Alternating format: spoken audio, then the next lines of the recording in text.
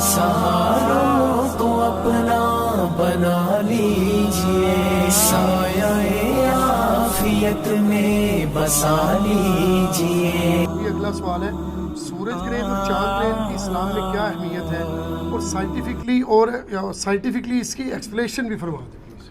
Scientifically तो मेरा ख्याल है आजकल सारे हमारे मुसलमानों को पता ही है कि चांद ग्रहण और सूरज ग्रहण क्यों लगता है जी। वैसे यहाँ पे हिंदुआना माशरे में बड़ी अजीब व गरीब बातें भी मशहूर थी। इवन ये भी मशहूर है कि जी वो चांद ग्रहण या सूरज ग्रहण लगा हो तो यानी कोई प्रेग्नेंट औरत जो है वो बाहर ना निकले, ये हो जाएगा। ये सारी मतलब इस्लाम के साथ तो ये तवहमात में इस्लाम बिलीव नहीं करता। इस्लाम की तालीमात बड़ी यानी वाज़ेह हैं। बाकी साइंटिफिकली तो आपको ये पता ही है कि जब यानी अपनी जो ऑर्बिट्स में ओरिएंटेशन के दौरान जब कभी भी चांद जो है वो सूरज और ज़मीन के दरमियान आ जाता है दिन के वक्त भी, तो ज़ाहिर है कि सूरज पीछे छुप जाता है, उसकी वजह से अचानक काफ़ी बड़े लेवल का अंधेरा हो जाता है। उसको हम सूरज को कहते हैं ग्रहण लगना। इन सूरज के आगे चांद आ गया तो वो काला हो गया सारे का सारा। ये तो हो गया सूरज ग्रहण। और चांद ग्रहण ये होता है कि चांद और सूरज के दरमियान जब एग्जैक्ट ज़मीन आ जाती है तो आपको पता है चांद जो है वो सूरज की रोशनी की वजह से रोशन है इनडायरेक्टली। तो जब चांद और सूरज के दरमियान ज़मीन आ जाती है तो फिर सूरज की रोशनी चांद तक नहीं पहुंच पाती, उसकी वजह से चांद एकदम स्याह पड़ जाता है, उसको ग्रहण लग जाता है। तो ये है साइंटिफिकल रीज़न।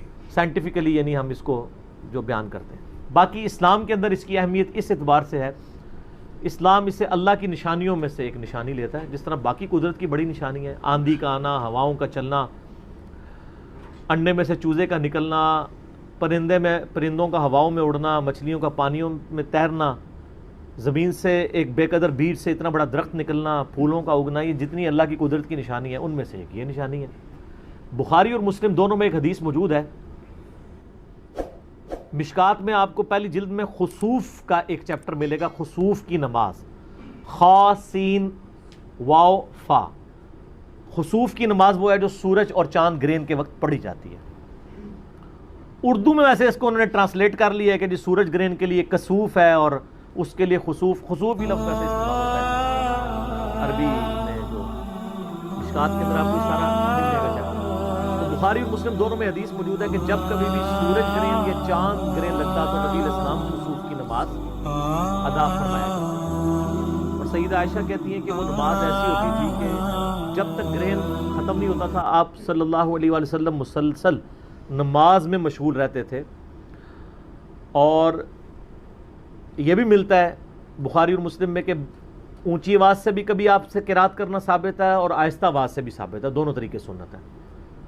और उसमें क़याम सूरतुल बकरा पूरी पढ़ी और इतना ही लंबा रुकू किया और रुकू के बाद फिर क़याम में वापस आए, फिर पहले क़याम से थोड़ा छोटा क़याम किया और फिर दोबारा रुकू किया। यानी एक रकत में 2 क़याम और 2 रुकू, फिर दूसरी रकत में भी 2 क़याम और 2 रुकू किए। हत्ता कि जब ग्रहण ख़त्म हो जाता तो आप अलैहिस्सलाम सलाम फेरते थे। और सही मुस्लिम में आता है कि जिस दिन सूरज ग्रहण नबी अलैहिस्सलाम के मुबारक ज़माने में लगा ना, बाई चांस उस दिन नबी अलैहिस्सलाम के बेटे इब्राहीम की वफ़ात हुई थी। तो सहाबा ने कहना शुरू कर दिया ये ग्रहण इसलिए लगा है कि इब्राहीम की वफ़ात हुई है, क्योंकि सहाबा कराम को इल्म गैब तो कोई नहीं था और बेचारों को साइंस का इल्म भी उतना नहीं था। उस ज़माने में साइंस इतनी नहीं थी। ये मैं इसलिए साथ बता रहा हूँ कि आप जिन बाबों को कहते हैं कि जी हमारे बाबे जो हैं वो सहाबी की जूती की खाक के बराबर भी नहीं है, तो वो सहाबा का ये स्टेटस था। तो अब इल्म गैब का जो आपने झूठा कीदा बाबों के साथ मंसूब किया उसकी तो कोई औकात ही बाकी नहीं रहती है, खत्म ही हो जाता। तो नबी इस्लाम ने फिर सहाबा किराम से कहा कि इसलिए ग्रहण नहीं लगता, ये तो अल्लाह की निशानियों में से एक निशानी है, किसी बंदे के मरने के ऊपर ग्रहण नहीं लगता। बहरहाल जब ये अल्लाह की निशानी आए तो तुम नमाज में मशगूल हो जाओ, सदका और खैरात करो। हत्ता कि सही बुखारी में आता है कि जब सूरज ग्रहण या चांद ग्रहण लगता तो नबी अलैहिस्सलाम गुलाम भी आज़ाद किया करते थे सदके खैरात के तौर पे अल्लाह की राह में। अल्लाह की निशानियों में से एक निशानी आप देखें है तो एक साइंटिफिकल फिनोमिना है। चलें इस फिनोमिना के बारे में तो आप कह सकते हैं कि नबी अलैहिस्सलाम के ज़माने में साइंस इवॉल्व नहीं थी तो लोग डर जाते होंगे, इसलिए वो नमाज पढ़ते होंगे। کئی معاملات ایسے تھے جو اس زمانے میں ایوالو تھے. نبی علیہ السلام کا ایٹیچیوڈ ان معاملات میں بھی ایسا ہی ہوتا تھا. میں یہ ان لوگوں کے لیے بات کر رہا ہوں جو نبی علیہ السلام کی شخصیت پہ ایز اے نبی ہونے کے اعتراضات کر رہے ہوتے ہیں کہ جی تمہارے نبی جو ہیں وہ خام خواہ ایک سائنٹیفک فنامنا کے اوپر پریشان ہو جاتے تھے. اس لیے کہ نبی علیہ السلام کی نظر اسباب پہ نہیں مسبب الاسباب پہ ہوتی تھی. بے شک. اس کی میں آپ کو مثال دیتا ہوں. بخاری اور مسلم دونوں میں حدیث ہے. سیدہ عائشہ کہتی ہیں کہ جب کبھی آندھی چلتی باقی لوگ خوشیاں مناتے کہ بارش آئے گی.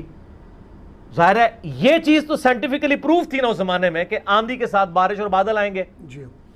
چاند گرہن سورج گرہن تو چلے لوگوں کو نہیں پتا تھا, یہ تو ایوالو تھی نا. تو نبی علیہ السلام آندھی آنے میں بھی پریشان ہو جاتے تھے حالانکہ آپ کو پتا تھا کہ اس کے بعد بارش آنی ہے.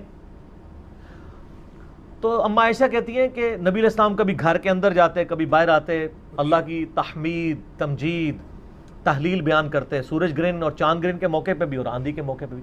تو میں کہتی یا رسول اللہ صلی اللہ علیہ وسلم یہ تو خوشی کا موقع ہے, آندھی آئی ہے بادل آئیں گے بارش ہوگی. ظاہرہ ریگستان میں بارش کی بڑی اہمیت ہے. جی. لوگ خوش ہوتے ہیں اور آپ پریشان ہو جاتے ہیں. ہائے ہائے ہائے. آپ نے فرمایا اے عائشہ سلام اللہ علیہ, مجھے کیا خبر کہ اس آندھی کے بعد جو بادل آئیں گے ان میں سے آگ برسے گی یا پانی.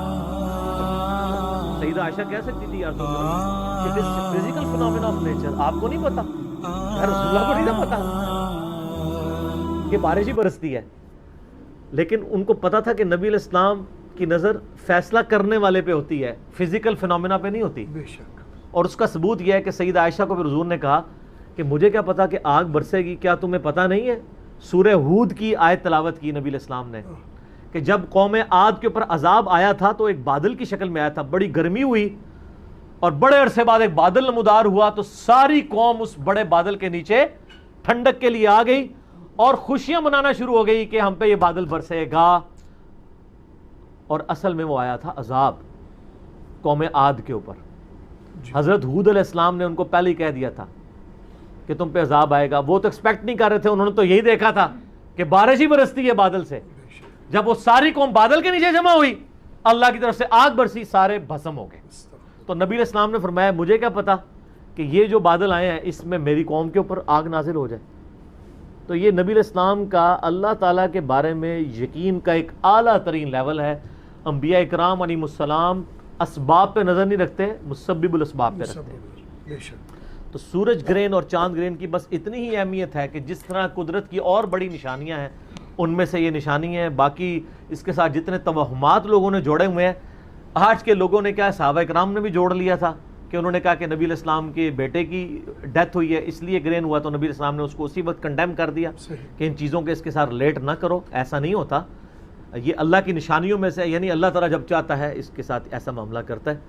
نبی علیہ السلام نے اس کو کسی شخصیت کے ساتھ منسوب نہیں کیا. ٹھیک ہو گیا.